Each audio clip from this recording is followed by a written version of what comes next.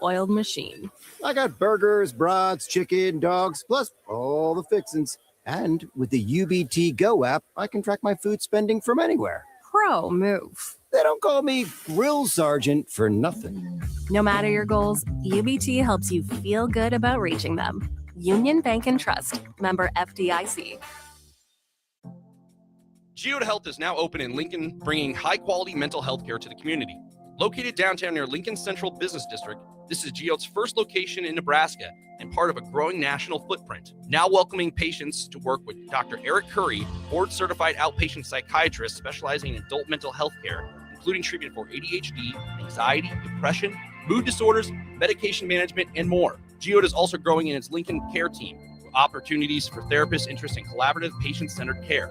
Appointments available now. Visit geodehealth.com. That's GEODE health.com. Live from the heart of Lincoln, America, welcome to Ticket Weeknights on 93.7 The Ticket and theticketfm.com.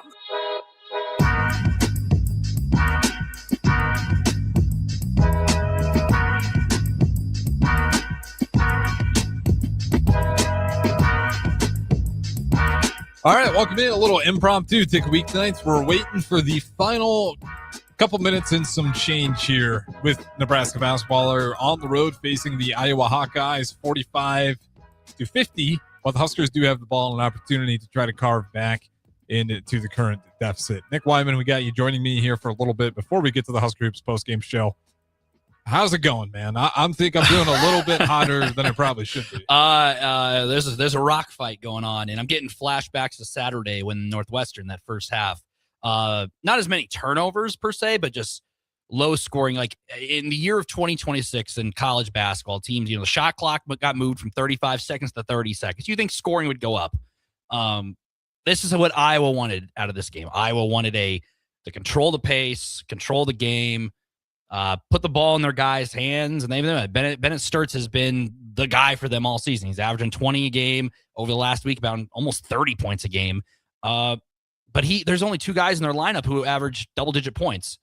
And, it hasn't been pretty. 50-45 with under 3 minutes to go is unheard of in college basketball today. And it's just been a rock fight in general. Neither team's really shooting very well. Both team Nebraska, 4 of 22 from the three-point line, 18%. Iowa, not any better, 6 of 22, 27%. So it is a grind-it-out kind of game.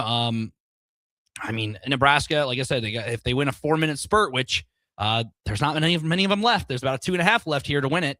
And this is the kind of game Iowa wanted, and Nebraska has been kind of fell into their trap. Yeah, and unfortunately that rebounding deficit's got them again. Yeah, 35-22. It was like 16-4. It was in the first half. It was like unheard of. And a lot of people have pointed to that rebound. They cleaned that up against Northwestern, getting 40-24 against the Wildcats. But then Iowa's not the biggest team out there. No, this is this is going to be the issue for Nebraska basketball. And we're going to get some text in here that the notorious when Nebraska loses, they're going to lose the first tournament game. I'm not going to say any of that. You're entitled to your opinion, but I'd say hold your horses. This is a tough game. This is a tough road environment. You can make an argument one of the toughest road environments that these guys had. If you're going to, Illinois obviously was up there, but this one's up there too, just because the animosity towards it and you're seeing the chippiness, but the rebounding. I think you saw that with Michigan, Illinois. What's the other big one we just dropped? Purdue. Rebounding. That's been the key to success for all three of those teams in those wins is dominate Nebraska on the glass. And if you're able to do that, and if the refs are going to let you play a little bit more physical, well, then you would be right to take advantage of it. And unfortunately, that's what Iowa's been able to do so far. But keep in mind, it's only a 3-point lead. Nebraska is still plenty within this ball game with 1:20 to go. For Iowa, this was a game where this was almost a must-win for them. They have had struggled with top 25 teams all year, come close in some of them. Recently against Purdue, they got blown out last weekend. And they looked at the schedule. Iowa's got a lot of opportunities then. They still have Ohio State, who's a solid team. They still have Michigan and Nebraska again. They play Nebraska again in the season in the beginning of March. Iowa right now sitting around that 8-9 seed right now. If the tournament started today, there's still a lot of basketball to be played, but if they could collect some wins, 18-7, you get some wins over some top teams like a Nebraska, Michigan, and Ohio State, and Wisconsin down the rest of the regular season, Iowa could really put themselves in a really good situation. And I mean, are they the most flashy team? It's kind of like the football team. Are they flashy? No, but they're winning games. And they were on a roll for a bit, then dropped a Maryland game, which kind of hurt them. And now they're in this buzzsaw kind of fight with down the stretch of the regular season. They also have the Big Ten tournament to kind of bolster their resume. And this was step one for them. And Ben McCollum's guys have competed throughout. They look like a team that is more kind of just wanting to be, motivated. I don't know. Nebraska looks motivated. I know they're 22-3, but you got to play every game like it matters, no matter the opponent. I mean, everyone talked about how this Nebraska schedule got lighter after the stretch with Purdue, Illinois, and Michigan in that stretch of 4 games. Rutgers was in there as well. But Iowa's a solid team. USC's a solid team. UCLA is a solid team that stretch. And then Iowa again to close out the regular season. In the Big Ten, there are no gimme games. We've seen it in general in college basketball. Penn State, near the bottom of the bunker, they have put up fights with Michigan and whatnot. And then we saw last week, Northwestern led by double digits on Michigan, who is now number 1 in the nation. Yeah. You said it all right there. And you're seeing how much this game really matters to Iowa. The way these guys coming out. Yes, we can put the Nebraska part into it. They need this win if they want to really continue to build their resume up and have a pretty good seating in there. And unfortunately, we've got 30 seconds left to go here. It's 51-47. And still got 2 free throws left to go here. You missed it. What might have been the biggest flop I've ever seen. I don't know if Nebraska. My back is turned. So I don't know. I'm just reading your face off of the reactions here while I have the box score. So, Rink Mask got called for a moving screen, and he was absolutely right to have the reaction he did. I have never seen this called as much on Nebraska. And sometimes the refs are absolutely right. Nebraska's sliding there. Sturz just ran into Rink Mask's shoulder. Rink Mask maybe moved his neck to look, and the foul was on Rink Mask in a crucial. Where his feet set? Crucial. Where his feet set? No, your feet were set. Was not sliding. Okay, I was call. I was gonna say, like, text line. You can tell me if I'm wrong. If we got any Iowa Hawkeye a fans. lot of times in basketball, if there's a screen set and you're just trying to run through or whatever for a defender, and you fall down, the ref may give you the benefit of the doubt. Like, oh, moving screen. Well, that's exactly what it was, because the feet were not sliding. Rink Mask was set. You got to think, like, you slow it down, you can really see, but in real time, they just see a guy, full out sprinting, trying to get to the ball off a screen, falls down. Oh, just instincts. That's what happens. So, I see right now here 53-47. Nebraska. This is crazy. This is a team. They're just kind of hanging around. I just see now they're back within 1 score. Purdue flashbacks, Northwestern flashbacks. A team never say die. 53-50. Maybe Iowa pulls a Purdue here where Purdue struggled to make their free throws down. We've seen some weird endings. Yeah, who knows how long we'll be talking here before we get to the actual post-game show, because this has been the trend on Tuesdays. The Cardiac Huskers strike once again. Jamarcus Lawrence just hit a huge 3 to tie things back up here. So we'll see. 27 seconds left to go between this ball game. Iowa's possession right now. They just hit the 3, call timeout. Correct. This has to go to Sturz. He's a really good free throw shooter for Iowa.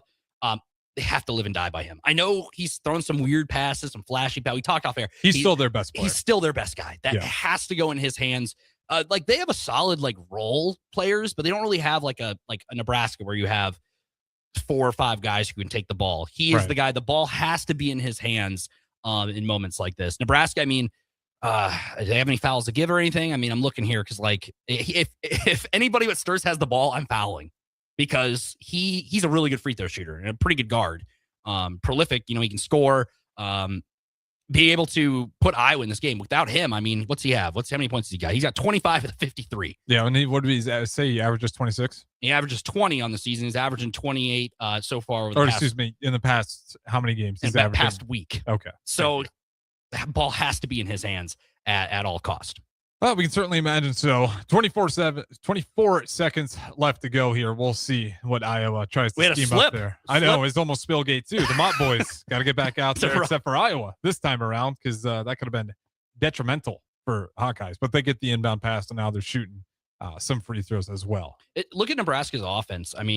Price, Stanford, they only have 50 points, so of course the scoring is going to be down across the board. But you look, Price has 13 points. Obviously, he hit the 3-point record for most threes in a season in Nebraska history. So that's Ironic he does that in Iowa, which is pretty, ironic. But hey, that's cool. He's been getting some, he rose to the occasion because of, like, the crowd didn't rattle him. Yeah, how about you and Chris Raff saying I just didn't know. Not just the boo and F-U Price Sanford was the message. My thing is I didn't know how much Iowa fans would turn up. I thought Nebraska would have a very good overtaking showing, being a top 10 team. A lot of people are traveling to go watch this team over the past several months, and I didn't know if Iowa was going to turn out. But they got the football team there, the Heroes trophies on presentation there. They got the team. The football players dancing with the cheerleaders that have to. It's something like a high school, like you see it like a high school game. It feels like a High School Musical scene right now, and it's driving me up a wall. I'll keep my composure though, and we will have 14 seconds left to go here. And unfortunately, it's looking like the Hawkeyes are going to be able to take this one. So then you look at the rest scoring. Butte Gel only 4 points in 21 minutes.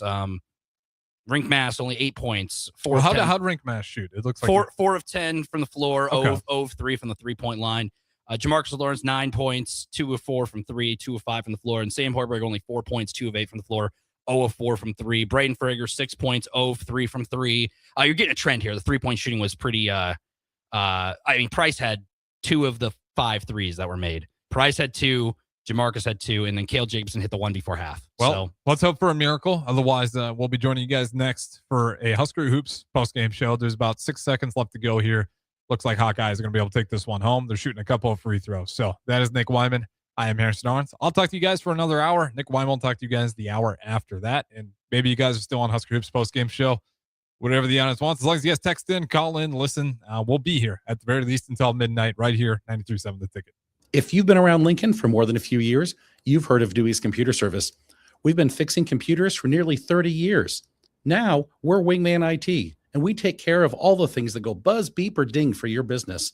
Our team of support engineers take care of everything from computers and servers to business phones, network cabling, firewalls,